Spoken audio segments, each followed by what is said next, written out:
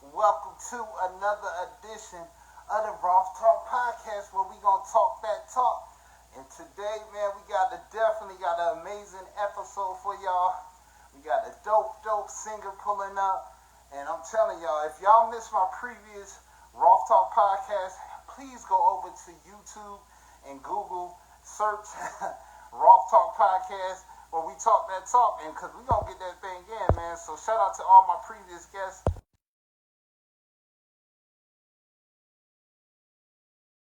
More dope people to come, and we got hello, we got Miss Kalonda in the building, so we definitely about to get to this. Hello, how you doing? Hel- Hi, hello. How's it Hey, going? I'm doing well. How are you doing? I'm doing amazing. Hello. All right. Well, let me go ahead and welcome everybody in. Hello, y'all. Welcome to another edition of the Rock Talk Podcast where we talk that talk. And today we got the very talented Kalonda Kay in the building Hello, where we're going to be hello. talking about her new single, Hello. You know, that joint is jamming. So I can't wait to talk about that. But before we get started, I always like to have my guests tell the people out there who haven't heard of you, who've been living under a rock, who are you, where you're from, and what you do. I'm Kalonda Kay. I am from the STL Midwest, and I am an artist. I'm a songwriter, and I'm an actress and dancer. Hey, I'm out here, I'm grinding. I'm getting my grind on in the entertainment industry, and I'm loving every minute of it. Hello, that's what I'm talking about. Hello, I wish I had some claps that I could put right there. That was some claps right there. So, all right, well, you know, we like to get into it, man. We like to talk that talk in here, and we like to always take it to the beginning of young Kalonda. Like, let's talk about you. I always like to ask my guests: did you start out in church? Were you in a little kids choir? Did you do any type of singing in the beginning? Actually, no, I did not start in church, but I did start in Mm. opera. So I started at age 6 singing opera for the Fox Theater here. It's a popular play, The Nutcracker. It's a ballet. And so the voices you would hear where people thought it was just music, that would be voices. And so I was singing with that choir for a couple years. And then I joined church in like my teens, and I was singing in church since then as well. So yeah, opera was actually my start. Oh wow. Wow. Okay. So you can hit them high notes. You can hit them high notes and everything. Listen, I Bob. don't know now. I don't know about all that no more. Now to say. No, definitely. Well, let's talk about the music that you were listening to at that young age. Like, who were some of your parents or anybody who influenced you? Like, what was some of the music you remember that was, influenced you at a young age? I remember bopping in the living room to Mary J, to Patti LaBelle, to Gladys Knight, to the Whispers, I mean, I could go down the list. I mean, we had the records, so back then the vinyls. Hello, And hello. so, yeah, that's my history in the living room, bopping with my parent and just my brothers. And hey, we got it in. That's who I listen to. Okay, Yes. okay. Now, did you have a singing group when you were younger? Did you ever do like a little singing group? Because when I was young, I wanted to be like the extra member of Jodeci, but you know what I'm saying. But I didn't have no vocals. They So ain't what let you about in. you? That's messed up. What about you? Were No, you in any groups or anything? actually, I remember being in the group, and I remember listening to Changing Faces, but I really danced more a lot back then before crossing into secular music. So I did a Mm. lot of performances live, as far as in the club. It's funny because I was like 7 and 8 getting paid to perform and dance, like, hip hop routines and stuff in the club. So I'm from a family of entertainers, and so that's just kind of what we did. And they sent us out there, go get that money. So singing group, I know. I just always was kind of solo until college. I tried the group thing but I don't know. No. I'm always like, let's just go. I gotta get this done. I like to do it the way I like to do No, I definitely understand that. We ain't got no time to wait for nobody. it. Got no time to wait for anybody. No. Okay. All right. Well, let's keep this story going. Let's keep the song going. So, let's talk about middle school. So, this is middle school. What type of vibes were you in? Were you know what I'm saying? Do you remember your soundtrack of your middle school? Because I know for me, like R&B was the big thing during my time. So, like, middle school, that's when I was really, really getting into some R&B. So what about for yourself? Oh my goodness. Yes. I love me some Blackstreet. When I tell you I would listen to them on repeat, like I had the CD and back then the cassette or whatever. I just remember playing them on repeat over and over. And honestly, Jamie Foxx, when his first Mm. album came out kind of back then, I would jam to that cassette. Like he had some hits. And so, yeah, I remember that was during those times, and I'm a repeat person. If you got a good song, I'll play it 1,000 times. So, yeah, No, yes, no, I'm the same way. I'm the same way. Once that joint is jamming, you definitely keep that thing on repeat. And so during those era, you definitely had to have it on repeat because you either had the CD, the tape, you know what I'm I saying? had to Like that. That was the time. rewind the Rewind it, cassette. right? You gotta wait a couple of minutes, you know what I'm saying? Then you're ready to hear your song again. So, Yes, they don't know about them days. They don't know about them days. nah, Okay. Okay, because I always like to ask, like, what were you listening to young? Because a lot of times later on it starts to make sense. You're like, man, I remember I was like loving music at a young age and I was really into it. And then later on, here you are doing music. You know what I mean? So yeah, yeah. definitely. Okay, well, let's keep this Kalonda story going. Let's keep this Kalonda story going. So let's talk about high school because high school is a pivotal time for a lot of people. So let's talk about you ninth grade coming into high school. Were you doing any music then? Were you were dancing? So were you still dancing? Let's talk about that. Yeah, mostly high school. I can recall that's when I actually crossed into secular. I probably was like 14. And I was introduced to P Dub. They call him Pretty Willie, Pretty Dub back then. And so I actually was doing a lot of writing even then. As far as music goes, I started writing. I'm like, okay. And so for me, as far as crossing into the secular world, my mom just kind of threw me in some talent shows. Let me say that. Let's start there. My mama was like, you should do this city versus county talent show. I'll never forget it because I was scared to death. I'm like, sing in front of people? Are you kidding me? And so I could dance in a blink of an eye, but you said sing. That was never a thing that I was like, just put myself out there to do. But I actually won the competition. I won $1,000 for my Mm. first like live talent show in front of thousands of people. And I'm like, okay, from then on, I was like, I got this then. Let me go on and do some singing. So I started recording in high school. That's when I really started recording, writing, just getting exposed to different producers and other artists. And I still dance. So a lot of people would see me dancing and they'll come ask and say, do you sing too? So that's kind of how it worked, and try to work together with me on some things. So I just dabbled in everything. I enjoy meeting people and just working with a wide span of individuals. Nice, nice, nice. Now let's talk about that first time getting into the studio. You know, do you remember your first time, like that first studio session that you went into? Let's talk about that because, singing is a lot harder than people really think it is. Like, it's not that easy to sing. Anybody can rap, but singing is a whole different thing. So let's talk about that there. Yes. My first experience was I was scared to death. I'm one of the people, I really don't talk. People don't believe I'm very shy. I'm extremely shy. But when I'm on a stage, it's different. And so going into a studio where I'm like, I gotta do something I've never done before. I gotta sing. You say sing, okay. And then how you want me to do it? If I could be honest, I always felt restricted. Mm. When you got to sing on a track, it got to lock in with the beat. It got to be, and I've never been that person. So that's why I love live music. And so I can be free. I can stop and do what I want to do. I can crack jokes. And so it was definitely a scary moment for me. But I had some amazing people around me that helped me become comfortable with it, until you ready, like let's lay it down, encouraging me to get it done. And it became comfortable rather quickly because I also had a good friend that was heavily in the industry. She does a PR and she kind of threw me in there too. Like, here, Mm. she's saying you need to work with her. You gotta love Yes, those people. You gotta love those people. Hey, she sang. Like nobody even said nothing. It's like, yeah, you need to get up there and exactly. sing. Okay, Yeah. nice. No, that studio is no joke. Like you said, you have to be on point. You have to sing a certain way. You are a certain tempo. So yeah, live music is always a fun interactive time. But when you're in the studio, you better Yes. stick to the plan. So no, I definitely understand that. Exactly.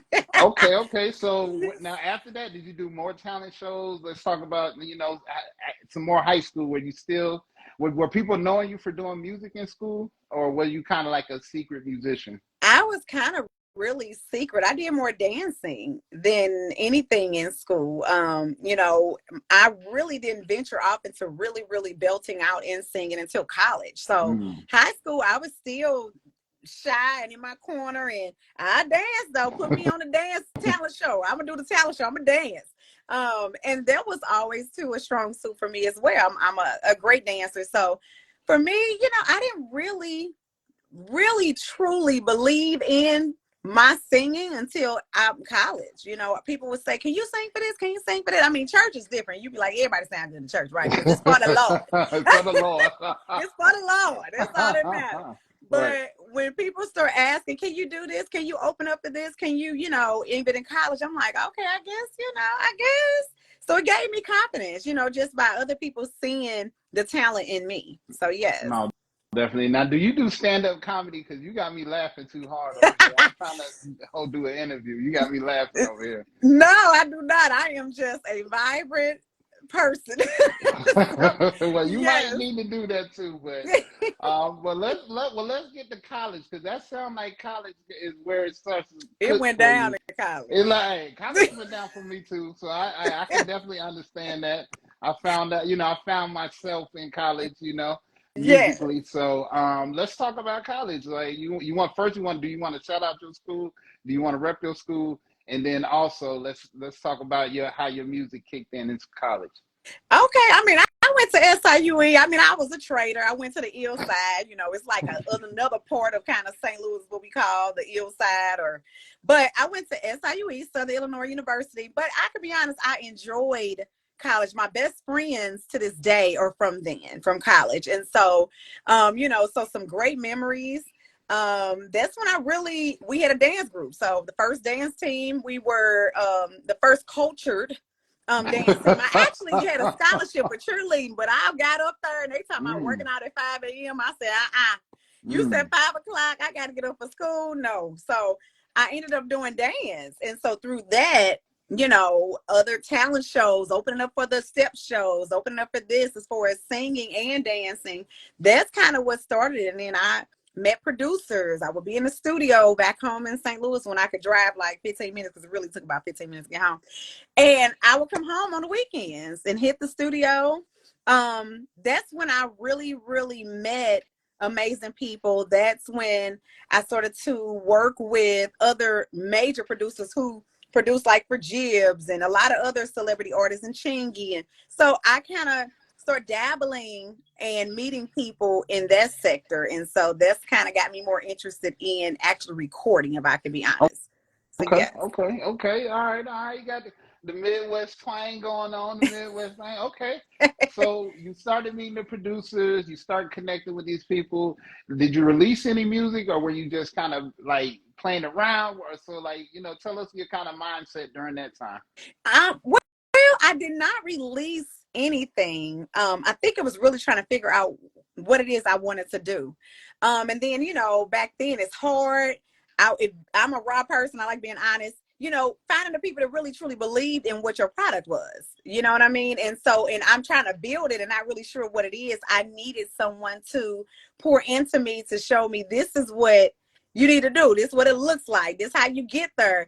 I didn't have any of that really as far as, support when I say it come from on this angle.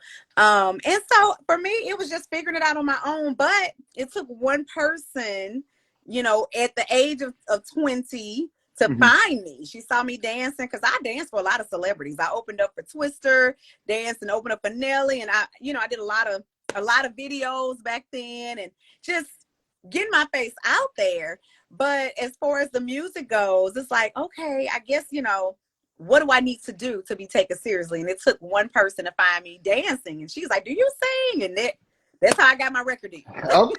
Okay, all right, there we go. Yeah. We cooking now. All right, got a record deal on the table. All right, Lou, let's talk about the record deal. Hello.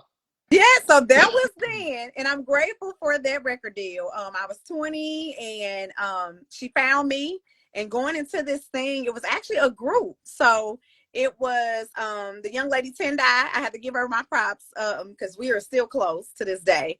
And she found me. She said, "Do you sing?" Because it's a group. They've been trying to get a deal. They've been up to all these record labels, and they couldn't get the deal. And so I was like, "Okay, well, let's sign me up. Let's see." I really went in with the intent of writing more than anything. I enjoy writing and I enjoy engineering because as I was learning with myself, I engineered. And so I enjoyed working Pro Tools and things like that at that time. So I didn't care nothing about being on no stage. I was like, let me write and let me do this engineering. So that was my thing. So I went to a Universal and performed in front of Barry Hankerson and the A&Rs and all of that. And actually, we got the deal immediately. It went down, and so I got in that group. We did a lot of great things. I would say work with a lot of different people. I got to work with Static Major, got to meet a lot of amazing industry celebrities who's out here, Russell Simmons, Kanye West. I've had a lot of interactions with these people that were pouring into me as an artist back then. And so it was a great time. But you know what they say about girl groups, they don't survive. Oh my God. Oh They my God. they don't survive. And it wasn't me. Let me put that out Put there. that out there right now. On Right the there. podcast. You said it wasn't her. It wasn't Londa. Go ahead, Londa. It wasn't Kalonda. I am one of the easiest people to work with. But you know, it's a true thing. When people say groups, you know, they just have their issues. That's really what happened. It wasn't me. It was just, you know, not the discipline to make it happen, you know, from the other two members. And they were younger. I was 20, but I was going for 16 because I looked so young. They were actually 16. So it was a difference there, you know what I mean? And so they needed to grow and mature a little bit more to really grind it out.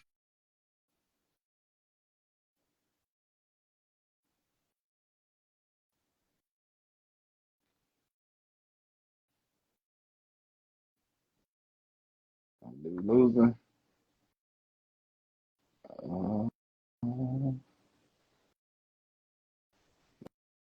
Oh, it's spinning. It's spinning. No, yes. Oh, is she there? Oh man. Oh, we lost her. We lost her. So, man, she was cooking. So hopefully she pulled right back up. A little technical difficulties. And while we got a little technical difficulties, I'm gonna tell y'all go check out my other podcast that I got on YouTube. Hey, just go over to YouTube, look up Roth Talk Podcast. I'm in my second season. And yeah, hey, I have so many dope people I've interviewed in the past. The co-creator of Def Comedy Jam, Bob Sumner. I've multi-platinum engineer Erico, multi-platinum singer Tanisha Kelly. Man, a lot of industry people, comedians. And if you would like to be on the Roth Talk podcast, hit my DM because I'm working right now. This is my working time. So hopefully we can get Kalonda back in here to continue. Let me see if she can bounce back in here. But man, oh man, she is talking that talk. So definitely salute to her. Hopefully she can pop back in. I don't know what happened. But you know, with that being said, I can let y'all also know that Rothstein does have a beat tape dropping. Let me give a little shameless plug since it's just me. A little shameless plug. I have a beat tape dropping December 23rd called Almost Platinum. So I will be having a pre-save link available real soon. Also, I don't know if y'all saw my post. Roth is going to the Grammys. Like, man, hello. They didn't let a brother in the Grammys. They didn't let the hood in the Grammys. So I will be at the Grammys in 2024. I'm telling y'all, I'm super excited. So y'all make sure y'all stay tuned and following me because I got so much, you know, many more things going on. You know what I'm saying? So, oh, no, is that back? Oh, no, they ain't. Oh, no, she ain't back yet. So, all right, hopefully she'll be back. If not, you know what I'm saying, we will continue the interview. We will be doing a part two. If not, so I'm going to I got a couple more minutes to stall. I got a couple more minutes that I can stall.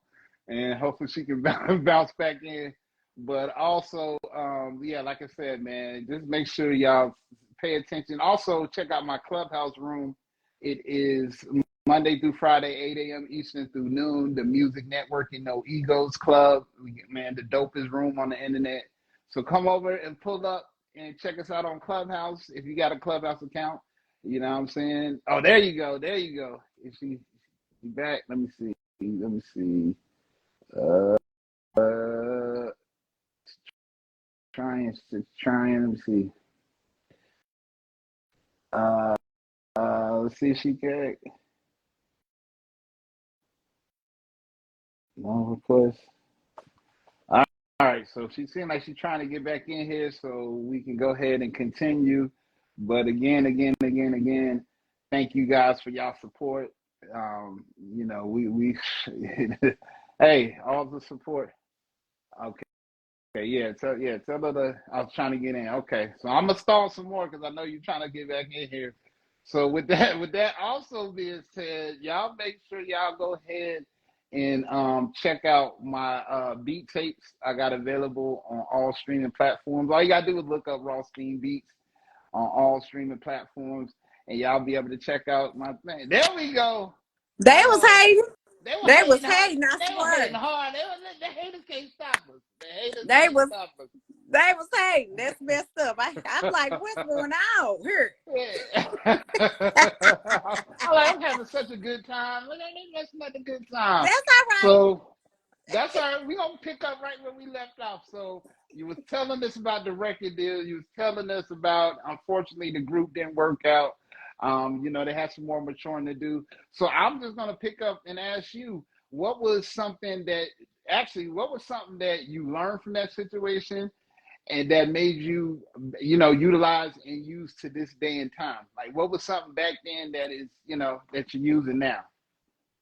Well, I would say I learned a lot, honestly. It was amazing. I learned really how to navigate when it came to the industry. It's a different world than, everyday life. You meeting people every day. You got to know how to talk to people. You got to know, because I miss some cues. I tell you that. I'm like, you said you want to talk to me. I didn't know. I'm giving my business number out and people mad because they actually tried to talk to me. I'm like, oh, I thought you wanted to talk to my manager.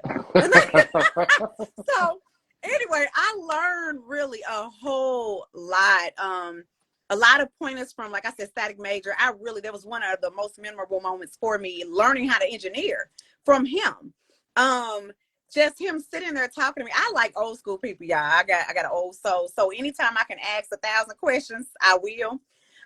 Just what I need to do to be me, and he gave me a lot of good pointers on just being who I am in my music, being true to me, being authentic, in what I deliver and what I put out. Really keeping true people around you that really support you, that want to see you grow and blossom. So just, you know, I've always been a good person. So for me, it wasn't like anything that was life altering for me. It's just that the people I met and what they poured into me and the advice that they've given really stuck with me. So Hello. yes. Mhm. Hello. No, that's some good stuff right there. That's some good stuff. Okay, well, let's talk about, so the group broke up. What happens next? What's going on at that time? They yeah, but I was grateful for it. A lot of great times, and met some great producers, and my manager back then, she still is amazing. I still top it up with her every blue moon. So right, after that, I was like, I don't ever want to do this again. I say I quit. I ain't ever doing none of this ever again. I don't ever want to deal with it. That was my thought. I actually was poured into a live band.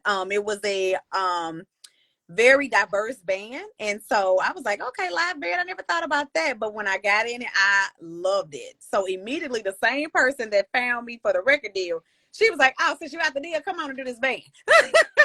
So I'm like, okay. And it was amazing for years. A couple years after that, I was with this band. They were called Slam, and they were absolutely amazing. They were like family. We performed every weekend pretty much. And I did that for a couple years. I also did some other little shows with my best friend, and she sang, you know, a little bit. And we thought, oh, we was gonna create a group, shot our own little videos. And actually, that's one of our songs made it on the radio and everything. It was popping back then.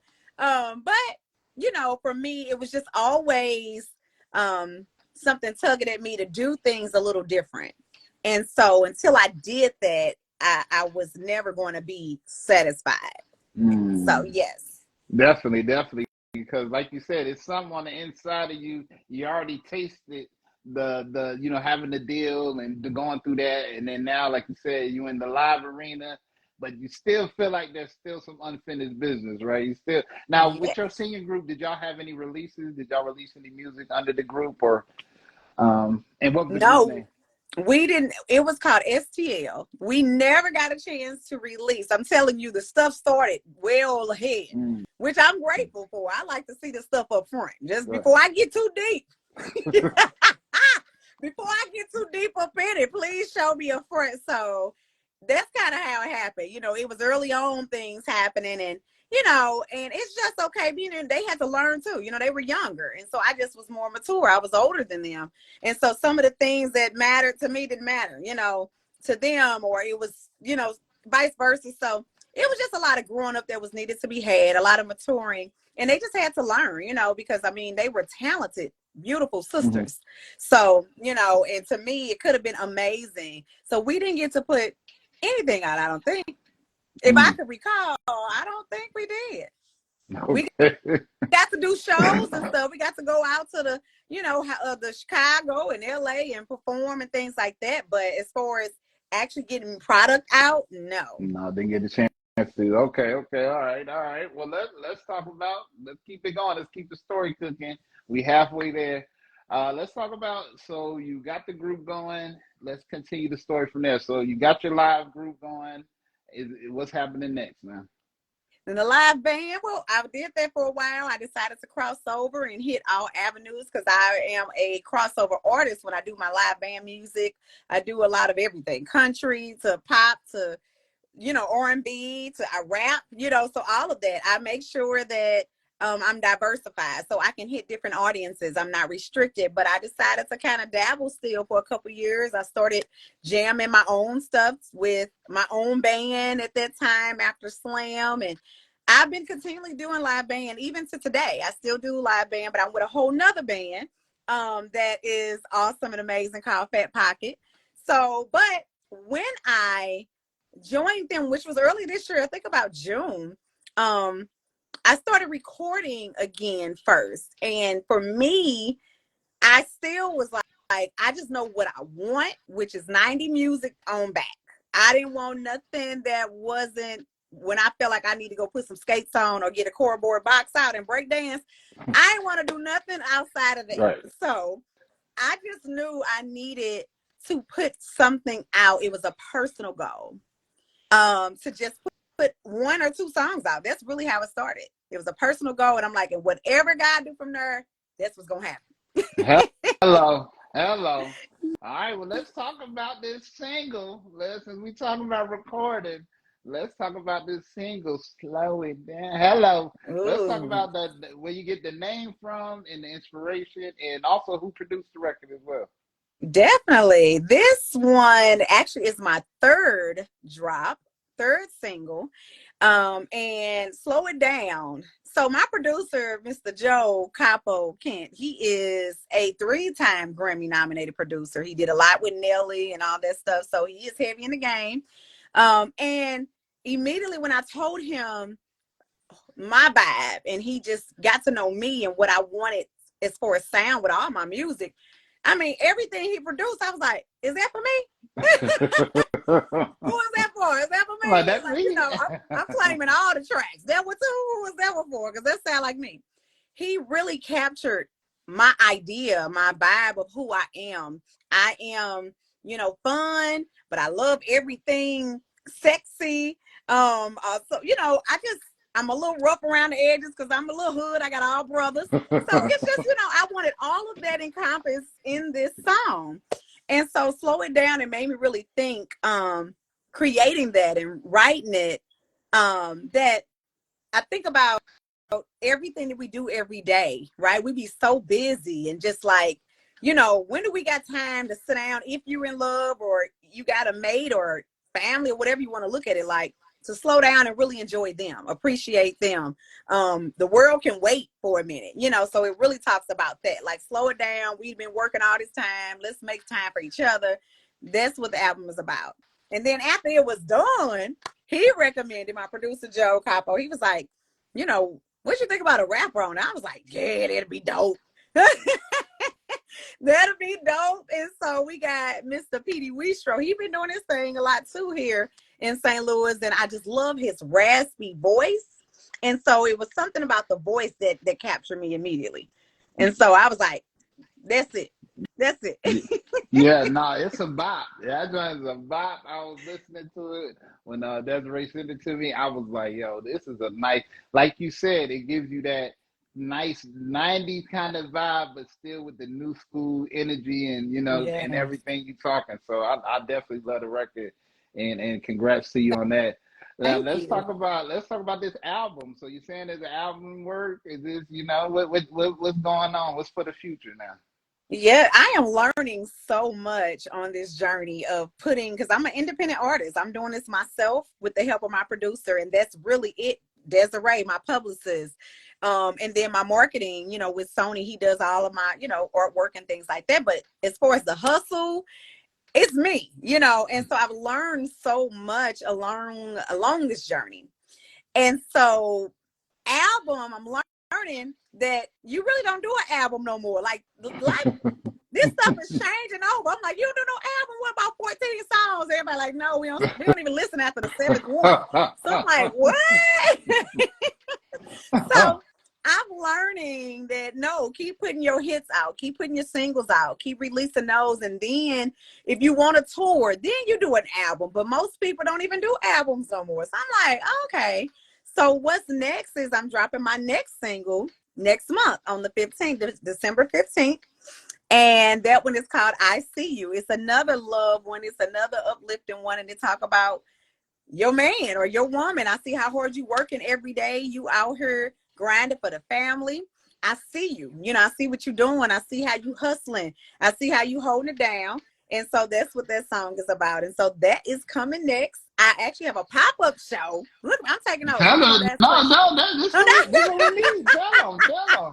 But you got a question because I got a pop-up show that I'm throwing. I just decided to throw a show because I've been so busy with my other band, which has been amazing too. But I'm doing my own personal show. So I'm doing that on December 29th.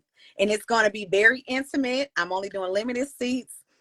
Personally, because I like intimate crowds, because I like to mess with people. And so I'm like, yeah, I'm gonna do that pop-up show, and I'm gonna do some of my cuts and give some insight on some other ones that's gonna be coming out for the new year. And so I'm gonna cover a couple different things and some cover tunes and stuff as well. So that should be really fun. Oh, that's dope. No, let the people know what you got going on, girl. I'm sitting back. Let me sit in the back. You know what I mean? Yes. But no, I definitely wanted to ask you though, because just listening to, your song that's out now and the one that's coming, it sounds like you're about this love and unity and oneness. Is that pretty much what you could say your music can kind of represent? Like you having some union between two people? Yeah, I mean, all of my music, my goal was to be positive. I think about, can my mama listen to this? Because she gonna call me like, girl, what you saying that for?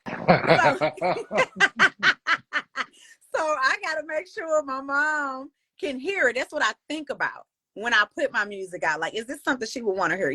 Because that's important to me.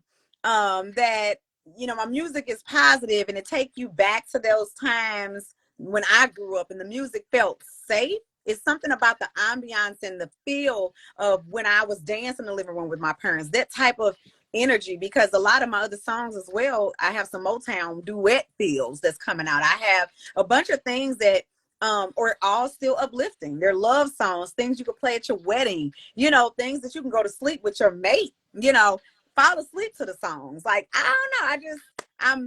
I'm all about the positivity in everything that I do. And so I wanted to put that in my music.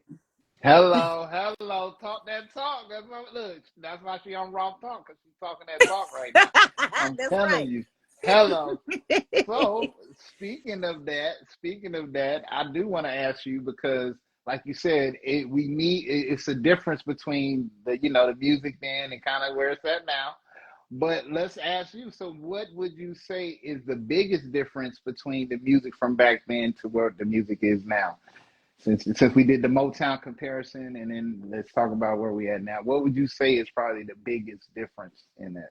So I would use me for an example of the difference of music. What I love is the raw music back then, before we had all the extra sounds and whatever you put plug-ins you could put over the voice.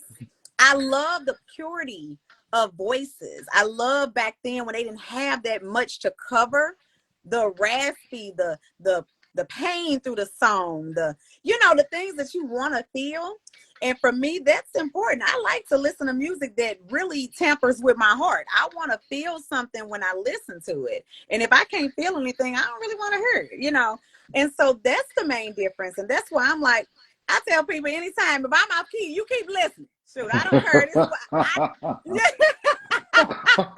I'm one of those people where, not saying that it happened. It's not me all the time, but I will pull some things and do some things randomly, and where I like the raw mess ups. I love the imperfection of music back then to now. You can just hear it. You hear the difference. It's just raw.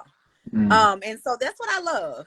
Okay, I love okay. that. No, you telling the truth because there was no auto tune and all the other extra, things that to make you sound like what you're supposed to really sing like. You know what I'm saying? Yeah, You're supposed to really sing like this, but now people got the little handicap, so I right. can definitely understand that. I can definitely understand that. Well, speaking of that, let's go over to your top five singers, and you can be male or female. Since we talking about singers, and you sound like you're a good music lover. So what would you say is your top five singers? No, order necessary. Etta James. She's Mm. my first. I love her music. I love back then just listening to her heart and her performances. And I love me some Etta James. I love Tweet. A lot of people I think would sleep on Tweet, but Tweet is Mm. a dope writer. She has a beautiful voice and she's a musician. She is dope. Her songs are beautiful. I love me some Tweet. I also love Jamie Foxx. He was one of my favorite because he is a raw singer. I love Jamie's voice. It is what it is when he sings, basically. And I Hello. love that about him. I love Fantasia. She's one of my favorite because she take me to Mm. church. Take me to church. Her and Jasmine Sullivan. I love both of them. Take me to church. And so I love them too. And then I actually love Tank.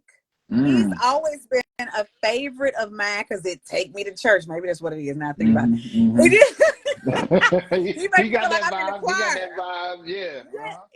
Yeah. So I really, a lot of my old school people, like I said, is definitely Etta James. She is one that I can always just cover her music and she would take me there. I've always, when I cover a lot of her songs live, I've had people come to me like in tears, like, this really moved me.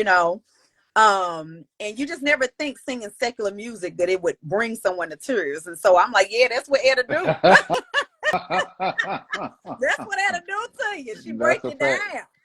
That's a fact. Etta got that voice, man. Just when you say her name, I can hear her voice in my head. That's how unique and beautiful her voice is. So you talking that talk. You still Yes. talking that talk right now. Okay, well let's talk about your top three dream collaborations. Who would be Ooh. three dream collaborations for you? Oh my goodness. I've always wanted to definitely do Jamie Foxx. Like that is one that I have to do. You got to do Jamie Um, Foxx because not too many people know about Jamie's first album. So I got to they salute you don't. for That knowing about that intuition. My dad had that album, so is I know about that. exactly. I love me some Jamie Foxx. If I had that opportunity, yes, I love him. Female wise, I would say Lauryn Hill. I love her Mm, too. okay. She is definitely to me one of the longest withstanding to me that I've always loved over the fire of time. She's amazing as well.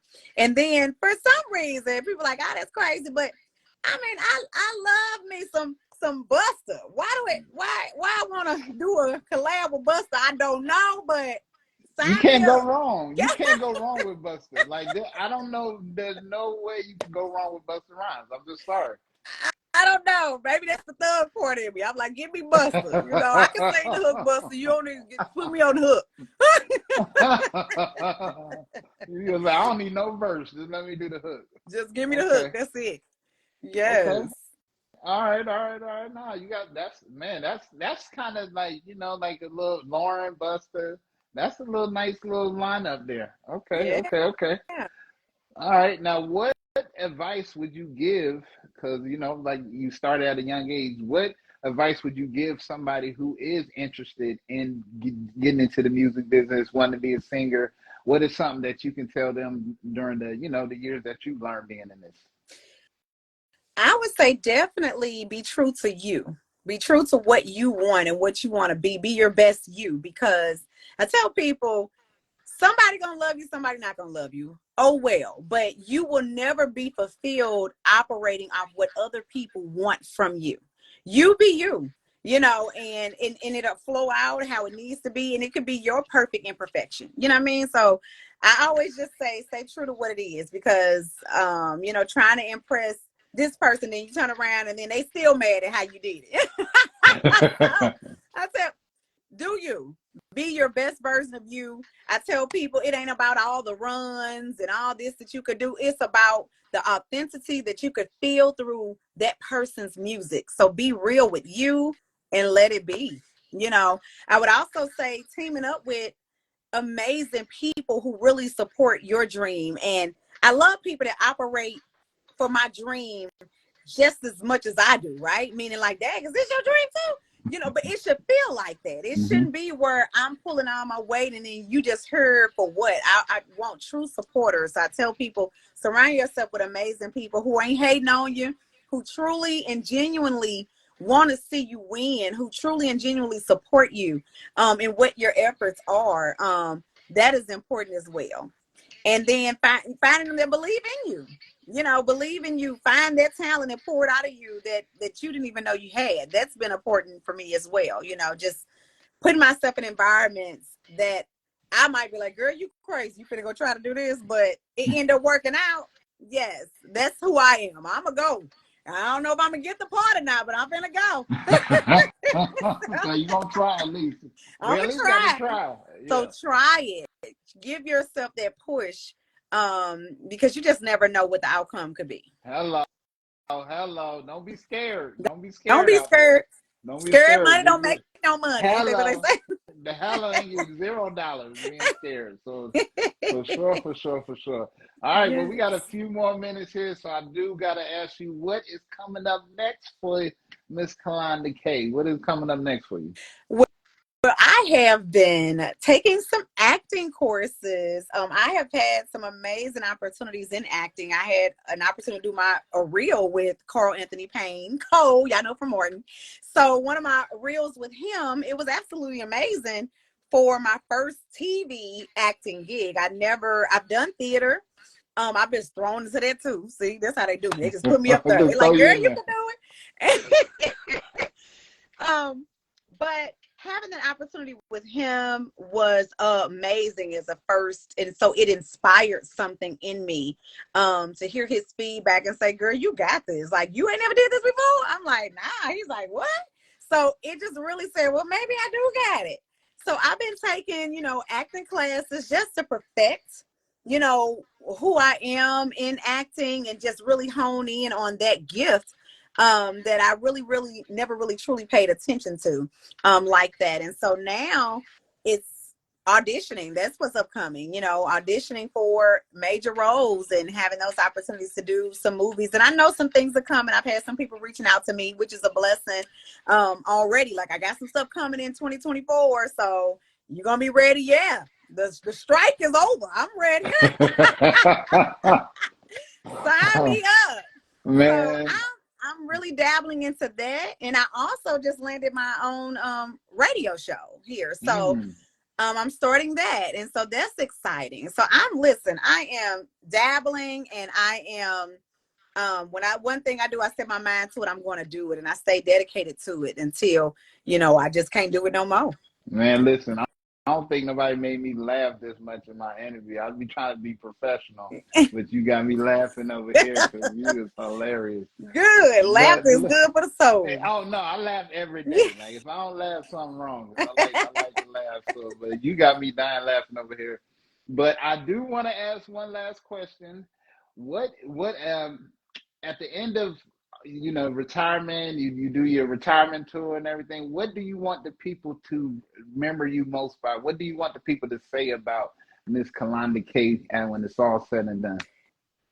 I want them to remember my spirit, that she's always had a great spirit. It's important to me to give back, to pour back into other people, into other artists, into my community. And that's what I do all day, every day. I own several businesses, and I'm always giving back. So even with my music, feeling that passion of love through that too, to remember me by having positive music that make you feel good, taking you back to that place where you felt safe, when you could go out and come home from the club and not have to worry about, other things. I just want people to remember me for who I am, just being a good person genuinely, and my drive. The drive is important, that I wasn't a quitter. People think like, oh, you got out your deal. No, my life is just at its highest, kicking in right now. Which is crazy. So everything happens for a reason. I don't fret about anything. Let's keep moving. What's next? So just remember me for my drive, for my passion, for good in music, and for keeping music alive that I grew up on and that you grew up on. And so that's really it. I don't know nothing else. Hello, that was fire. That was fire right there. Fire right there. Well, lastly, tell people where they can find you, where they can reach you, and all that good stuff. Yes, Kalonda Kay on everything. So my website is kalondakay.com.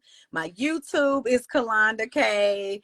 My Facebook, Instagram, Kalonda Kay. So you'll find me across the board, Kalonda Kay, everywhere. Go support my music. I got videos out too. Go support the video. Slow It Down got a video. And it's nice. I did kind of, bounce off of Bruno Mars video. But okay. I loved it. So I was like, see, it's happy. I kind of want that happy feel. So support. I just tell people support. Put me out there. Invite me to your city. I'll come and perform. I love to travel. That's one thing. I like to leave. So put me on your list to come out there. I got you. Put me on your list. But yeah, just support me on all platforms. Even if you go onto my website, it gives you access to all of my other links and all of my placements that I've gained. I am so grateful and so blessed. And so, Kalonda Kay. All right. Yes. All right. Y'all heard her. Go over now. Run the numbers up. Go stream her music. Go to her website. She's doing a lot. Look out for the acting. So congratulations on everything that you got going on. And again, thank you so much for being on this podcast. I had an amazing time, and we will be doing a part 2 because I feel like you're gonna have to do another catch up. Yes. You're doing a lot right now. Yes, I've enjoyed it. Thank you for allowing me on your platform, because that's important for us too as artists. I always like to say my thanks and show my gratitude, because you don't have to do that. So I'm appreciative, and I'm appreciative of Desiree linking us up. That's my publicist. She is one of the greatest, the most beautiful, sweetest women ever. And she worked hard. So I'm thankful for her too. So thank you. And thank you, Desiree. Shout out to Desiree. She already plugged me in already. So shout out to the publicist doing her thing. So shout out to her. And it has been another dope edition of the Roth Talk Podcast where we talk that talk. And listen, go over to YouTube, search Roth Talk Podcast because I got all my other interviews there. This interview will be up there very shortly. So y'all make sure y'all continue to tap in. And with that being said, we out this thing. Peace. Peace.